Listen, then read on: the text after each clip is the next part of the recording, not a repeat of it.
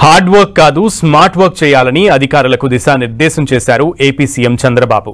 ఆఫీసులకు ప్రజలు తిరగకుండా అధికారులు పని చేయాలని సూచించారు. కొన్ని డిపార్ట్మెంట్లు 10 ఏళ్లుగా ఆడిట్ చేయలేదని ఆగ్రహం వ్యక్తం చేశారు. గత 18 నెలలు మనం ఏం చేశామో రివ్యూ చేయాలని, రాబోయే 6 నెలలు ఏం చేయాలో ప్రణాళిక తయారు చేసుకోవాలని అధికారులకు సూచించారు. పెన్షన్ కోసం 50,000 కోట్లను పేదలకు పంచుతున్నామన్నారు.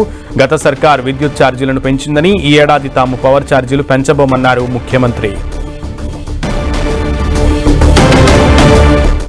ఎవరైనా సరిగా పనిచేయకపోతే ఇప్పుడు అంతా కూడా మీ అన్నీ కూడా ఇక్కడ ఉన్నాయి.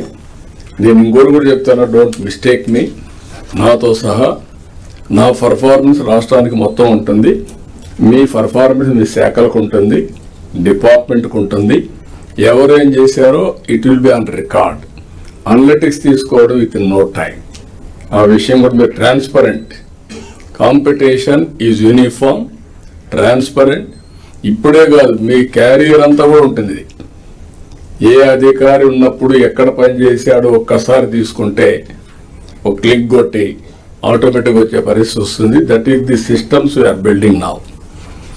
అదే సమయంలో మన ప్రభుత్వ నిర్ణయాలు, పాలసీలు, పథకాలు ఇవన్నీ కూడా ఎప్పటికప్పుడు మార్చుకోవాల్సిన అవసరం ఉంది. అవసరమైతే సింప్లిఫై చేసుకుందాం. అయితే అకౌంటబిలిటీ ఆటోమేటిక్గా తీసుకొద్దాం.